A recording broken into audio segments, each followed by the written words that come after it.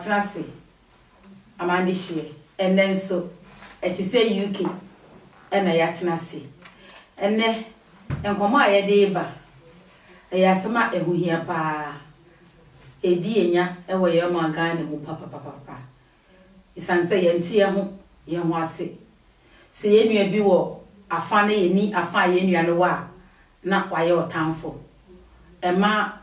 aye koye mi say ye man no kra emu ya cha politically isanse sisi no ya metemu sese wonye MPP ni ana wonye NDC ni a na mo yempo abaye atamfo e wo se etimi ba ni sana ana e wo se yete ho ase se e wo se obi enya bebi a ogina na nia obi bekọ gina no so e wo se broni kan you have to respect it sana e wo se e ya na mpenimfo a meni wo hie ebedi se adwuma yi ni otimi ni faso he ya e oba pasu bampa santo ahonfe ni otoa so e awofo fie oba papa me so a medi dwumadi e bai mi diane eresi apogate mpenimfo bi mo tenase etie for mo tenase ba dwumadi iso mama mi di so so oba pa sani amekaye no e wo se ye fidue mu ye man timu ayetimu yo man ayetimu empo ye djuma ayeye e wo se yeti ye ho ase ana se e wo se ye nyina ye dwiri ekofa ako maybe kan achiatie for pa nyame enka mo ho no nhira mo se mo bre na mo de hweye se ewiase ye ka se obi a oti asem ase no hwehwe asomdwe akira kwan enti ase eye se wo man mu a e wo se wo ye nipa a hwehwe asomdwe akira kwan sanse obi a na nadwen odenam enti se me kira madwen na wo kira wadwen a na no nkira se wo de no ya amfa ana se me de no ya amfa enya den ya at the end of the day no ba ko de na ye de be ye adwuma enti se ba ne sa na no nkira se wo de a wo kan ye no nye na emomo no e ya adwenkyire awo se yeti wiase ana yeti ye manwe yeti ye fidue mu yeti ye dwuma mu polisi ye wo ye community mu e wo se ampo ye busua mu e wo se wo nkwa wadua wo be kire no e wo se obusua nyina afa asabi kafra sanse wo kwa aburukire na wabanti ana se e wo se obi atimi kire na adwe no obi agina bebia opese ogina Emse wiase ayewe wo ye panyin wo ye akola wo ye bema wo ye oba wo ye tintin wo ye tietia wo ye kese wo ye tiatia asu bia na adwe anyame de aman esanse ensatia kura anyame boma ye no bia anyepe se ye wontafo a wo nyina ba de ensu minute ansa na fofra ba enti adwene mu de entimi mma ne se nyame abɔ ne se ni awo pene so men pene so ayesa na ye mistake kase pa ne sent ni say enu nti ne awo me no me ye fra ma wo obi nso ye fra no opon obi nso de kan say nyameche enam say adwen anya ba ko nti ne din so nya ba ko se wo hia obi kura na ne din sa ba wo se nipadua no so esesa won say ne tie no enuanom kura e free enane eja emu eba no esumbia ne nanim esutum so mo nyina ho fe obi ye kokoko no awo abayo tuntuntuntuntu obi ye tuntum no awo anipa kokoko edie ntia nyame abodie mu no eniku asade nyina ye pe nti adwene de wo se wo kire wadwen na so kire madwen na ma oman asori ni nyina epega ye be fa adwen ba ko de ane te se ni nyina ye na yeti ase sanse so bia na madwen jo nti se mo ka se obi an nadwen nkanka ya membu semu which is politics football mu any asori mu oba pa eya koyet se meme yo Arsenal na wo Liverpool na che se ye ya kanfo enu ko de ya na wo fom kakra mama kan si bia so se no amembu mu ye Ghana amembu because sadia me ke me hunu okrom UK haya amiti na mo me hunu wo me man Ghana mu pa em se me hunu Nigeria nso se wo ye omam wo MPP me kan si bia so na me so me wo NDC a e wo se ye akanfo ana se wo se me respect it because nya wo pe na wo afa me so nya me pe na mafa na ye nyina ye tai nya we mesi so na chi na ye push na ne wo se oman ba bia eti ase ne se ya kasa mamu a eye wo eye me se wo ti ase ye nyina na ye ka bom e na ye bu oman na oman puntuo eti meba enti se me ye NDC ni me ye MPP ni me ye hwan me ye hwan eno no enkyere hwe eno ye adwenkyere ene ope ne ye mepe ena me ye na ne e wo se obia ti ase ne se ekoya mamu osamo a enya dan ya yetumrika ba ko na edikan enya dan ya yetumrika ba ko na ewe enti ni obedi kan no ne e wo se ye nyina esanse ye kasa a kire ye man Ghana enti no ye my Ghana na mebo ne din ne obedi kan no e wo se oman ma na aka ne nyina ende omo franka egu ho sawoti ase na ye de akoma pa ene adwempa ene odo emma Ghana flag so asamna no sawoti ase because moment ye be bubo aba no be wie no na ye be bo ba akudin no eye Ghana na ye ma no so akire enti adenti na ye nyina ye nye adwenkro na nipa obeba no ne breso no ye mfa akoma ne adwempa entai nipa na chi na ye nyina ye nko na ye bedru ba bi no se oh mabaya a made a na chese me de minim me bi mo so de ansa me so maban na wo so sawa ho ne abechra no but eni ho kwan se ekọ ne sa e wo se ye ti ase ye preko pese ye nyina eye nipa ba ko ye nyina ye omanma eno na Africans no haye no se ekodru sam pempenso na nipa obu man no ye mfa yakoma ene adwen ene ye nimodie emwa no you try to pull the person sa engineer obeya no say ye papa say ye bone oh ya nka ye papa na ye nim se be boane ya nka eno na metra France manage France for omo president bi betra so ne friend of François Mitterrand na oye nipa na ode kroye na eye na adwuma enti time bia na use word bi say cohabitation so what you na what can I say anything so cohabitation no say kroye na mfa ho ne ewu free ba se wonnim dia e wade no ho na say ye de wo ye na ye yi a on fa ho so ye NDC ni on fa ho so ye PPP ni on fa ho so ye man so what I say on none France president odi so na oye niema e bin si da so what I say e san say ni modi a no o sa de no but na ye Africans na say Ghana no say a bad politics say ya near the ayaman yourself too much go deep any ho kwan say ko say obi ohono mo na oye MPP ni obi oye NDC ni obi oye PPP ni minim Ghana na near mani nyina makika bom so one say na ete no na owo bibi hu ni mudia bibi hu ni mudia sa brane don na ye wo mu no ye de ne hye hono mo a ebe meboa ama oman no apagya no na ye de aye politics so what I say na wana say enti yesre ye mpanimfo amudi ye nkan edru sa niema na mo dwonye ye homanim na ngodru ho bi edru what I say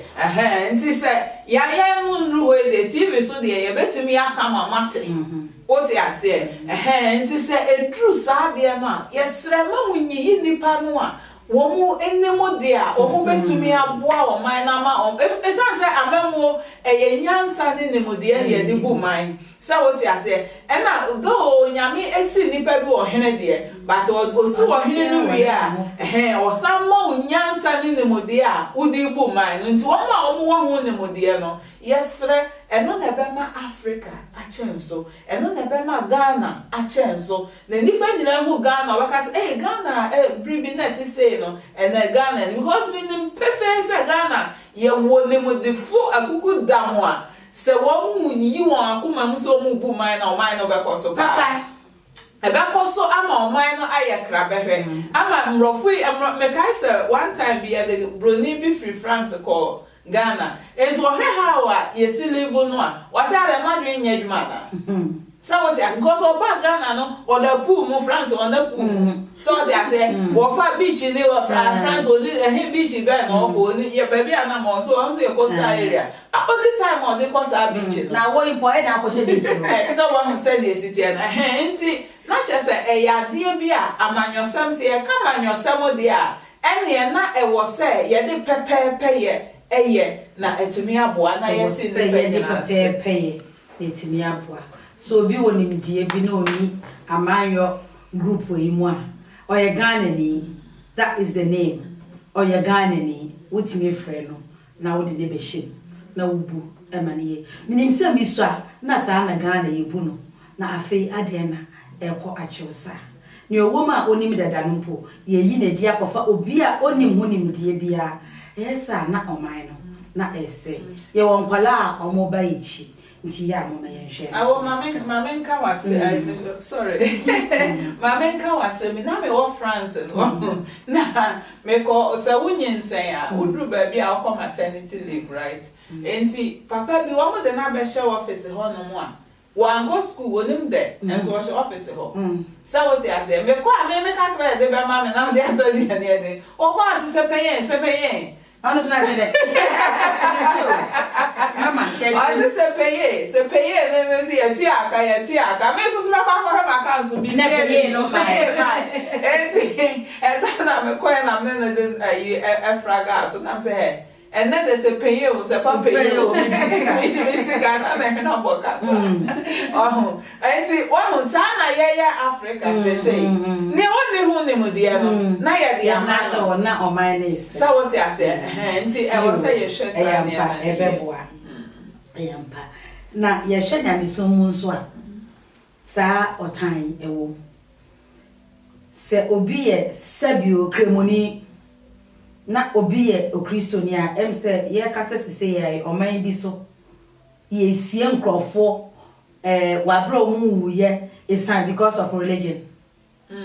it's awesome nti also awesome mu nso awo etimi ya sana isan se obi oha awesome ne nyame a opese oboni nsem obi oha awesome ne nyame a opese obutufom obi so ha awesome ne nyame a opese odaye ya adenti na nya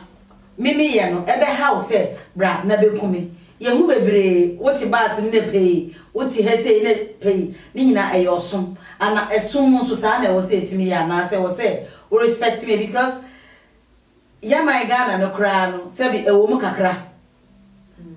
kakra osum bi o ho a yes e ho na yenye nkum nimpa na mo motimi fra odin bi a any so fra because of what sorry a wo konti ana se wo se o ma me kwan ma me koma sorry a me pesa me ko yo me da se pa wa se me obisa me am say hwe Ghana ye man mu se ne tena first kra na mi so ho obi o mo ko gina akadeti aso wo preach create me chene hwe no esan say ebia na me fa ne say asori na wo mu ninti obe preach go ye binu mo hi won se ne tena ba nyame a ye sum yi no obi an komo mo ko ye no mutumi ma me kan Bible chere yen say nyame ba ko pa ne ye sum no na obi tumi ka se me de ekwa we ye aso na wo fa me gidi se wo ye gidi ni aso wan nim obi anim Bible ne na don tie no na esi ehwem ne ye ka ti se nipa no so ye hwan so ye hwan so ye hwan na se wo ka asem na Bible mu nko ana Bible say my ye mu atan na mum ye yi atan se me ye bone abetumi abme na waka chem se me nua me nkum nipa kum bi enye ba na me ka nkyere me se asori na wo kɔ no enye edi enti na enye anani pa na we kunu be ko hell anani pa na be kun be ko hell me nya nwi ebi na adwen sa kyerɛ ho ma me duru kwa bi so a me sa kyerɛ madwen ada na ba be ka sa kyerɛ me ada enti na asori we de bia se ya na mo ye ada enti na esa ba ne sa eso asori bia ne doctrine enti mi tumi ma me fa wo asori mu nkyerɛkyerɛ mfa nya me nkyerɛkyerɛ obi be ka sa nkyerɛkyerɛ ne sa nya Bible mu na me ka ye won krofo bi on ma o ma shoro mu no mo sentare fita si wo na ase no ma hyeche ada enti am ko hia se ni banka jensa wo so na nye ada na ma hyeche da bi se me teme di ase no ese eno na me ti ase na me su mi nyame na mmom nia wo ye pene ba se do so ma fo Paul kan wo se di emu nia ma fa ne fa na ne o ye pene ba e be hu ade nyina pepepe enti se me ni read the Bible so read the Bible there just e be nyame na nkasa timi tumi hwa esom a wo so na me fa njeje Well, Bible say my mu obi bi atan na wo obebo obi atan nyame bu atan dada adwen sache wo mani pa bia se nipa no e ba se ne o ye no enya honhom na tiri mu no e be kire ne se asori a wo konanye me kai se abribi Ghana me kwa asori bi na mi wura asori wa na me guilty me kan se me guilty conscious nka che nza asori we na waban pie na me tira se kakra hwe die nti ama adwen no kasa kire me se ade redie won sasa honhom no etu mu a wo kire oni a esa wo ye ti wa na so hu se no ade redie ese mi fi hu eni kwa sa wo koka kire wo nua ne se ade redie ja ade bo ha wo beka ba se nyame sumu die woti ngongo so obi se chinchin se de hu boduku bo obaka jo se be boduku an me mama so ye me ade na ade ye no ti de ba se ba bu se nyama ni nyina momunyini na wo twabra ne so a ena obeyi ne dia eye yenye nipa dia ye ni anu se ye beka che ye nia se esuwe ya wo mnanye nti ye suwe na emom ne nipa na nkasa no wo hwe ba bia wo kona ono an betu ne hofo nti se mase obi ewo osumbi no obi wo osumbi ma na eya atanfo ja no fa ne pema no na onye ne a opese oye oba pa nti kwan be ne ye befa so sa amembo na medisi so amembo mo kwan ba na ye befa so na ya ji obia ne opinion atum na ya bom ama ya ye ba ko na ya foro kwan ba na ye befa so ayesa esan se ya koyese mpapa mu no edoso dodo kwan ba na ye mfa so enkambo esan se ye se prior way ye kabo mu a na gina na yentumi enfro esan se obekasa Ghana esane dodo ne wo ya kwanya ya faso a ebeye ye ne se e wo se ye te ye ho ase enti ase ewie bibia ma ne ye pe se wo ho ne me pese me kire no because se mete wasese wo ye MPP ni mete wasese wo ye NDC ni mete wasese wo ye CPP right mete wasese wo ye CPP ni mete wasese wo se enye no so mete wasese wo yo no so na kire se e wo se ye nyina ye hu se ye Ghana fo se what I say apart from that no ye ni achimbia e wo se ye je so ho se ba ko na di bibi be 2 tables so a ma ye mfa nya manyosem na ye nyina ye mfa yakoma nta ye che na ye hu se ade ne ya ebeboa o man ne dia Yena yemfa komanta ye chire sene Ghana eye Kristo man no na yemfa akomanta che nana no mpaebo na yenhunu se nipa ye nyame de na che yen eye den a ode no bedru enti ede na wo se ye wo se ye adwen baako na yemma Ghana flag so sene na America no se ye maso dia enye ye bewie na se ye ka se oh ene manka NDC brana we say see ye MPP brana we say see ye manka se wo mu ntimi nye manka se wo nkoduru kwa mu omo besan eno ye mfa mu man ye mfa nyama yosem enti ekro ye na ye de wo say na ye bomba ko na ye push ye pia ye sense ye senior ofu du apam ye pia no ye twene mesifo jo awo oba pa kana dwene kwai be na ye befa so a ye nyina ye betimi aka abo na yetimi epia ama ya brabo a ye kubo nyina yakoyinim se eye asori mu se ye amembuo mu yetimi apushi akoyinim me dan se am say panimfo ku bebi se fly over se ye kabo mu a na obu a ni bu na edi pa ba wo yi ba ko se wo bu ma se si a na ebu ntini a mesre ne se ye hia biakoye tema se eye asori mu se ye oman mu se ye abushia mu se obi se de mama di ka kan no se ye oman mu na so obi wonimdie bi na nipa ne hwane background kra ne se nya e wo se yetimi pagya se nipa no na wotumi de na adwe nyame di amma no obi abasa se so purpose bi nte nyame di nipa ne bae na adwe na nyame di ma nipa on fa ma oman no na oman no entumpon akwankwa bi te se wo mfra himfie ne na ne jani sika ne papa ni sika won yo ko school drahin no no kra wo ye hwan na kra we de na mi na no ne nam ha no se na won kra se nya ne dai eni pass mesiba na busua we kra de em se de saba amemmo ma ye de saba nyamefia emoye mi fancy asori de mo so obu ono ma wo deserve se nipa we ye de ade we hye ne nsa na so enam se nyame de adom na adom nipa no enam se nipa ne papa enye sofo ne maame nya dik na odik neses ne maame nya asori panyin bia woni parent ko asori bi enti sa a position ese de nipa ni si e ma asori ni pagya no wontimi mu afode wonyi ni tutuso odudu ye ba for ye kra na otua ketewa bi enam se wonyi sika ma asofo ni hu se sa we ameka meka fo asori nyanya asori baako wonyi sika ma ye hu se nipa we de oyi sika ninti na adomo anyame de dom no na akani mu na nunti e ma asori ni mpagya esanse a asori na hwe aniwoso na ye de ye bibi na mom ye hwe obi a hu bia ni mu obi na no ahwe ye ma no enam se otimi bo afore ye hwe ne tighter kakraka otimi kura kum na commission house enunti se nipa nunti ya man post a eso anso ba be je so ya de kra engusi aga enti ni ameka ne se ye hwe ni a ewo nipa mu na ye mmoa no na ade ne mpagya se ye oman mu se ye asori mu na etumi aboa ma oman ana asori etumi akọ na wetimi aboa ama ye mantem oman asori ye busua mu etimi akoso asema ye kan ehu hia papa esanse ebibifo ya yeti se koto a egu kenten mu enkoto a ya che wo mu egu kenten mu se ba ko ye se ofra kosora nia ogina ne so afra kosoro no watwene ho na koto no kosoro no so abeto kenten na se na yina egu kenten na se na ebede ene yakọ anka o mali gina wo so eno focus ro a okodusro a anka obenya homa ato abem na anka yesu matwetwe na anka yesu ya basro na se wo be kosoro de ene ne nyina yengu kenten mu de emboa ebibifo ya mai Ghana emboa ye esanse ya mayosem ye ebusuasem ebusua ye wom se opani bi sori ana obi sori we ebusua no mu na sika kakra woni sema e wo se oka eye final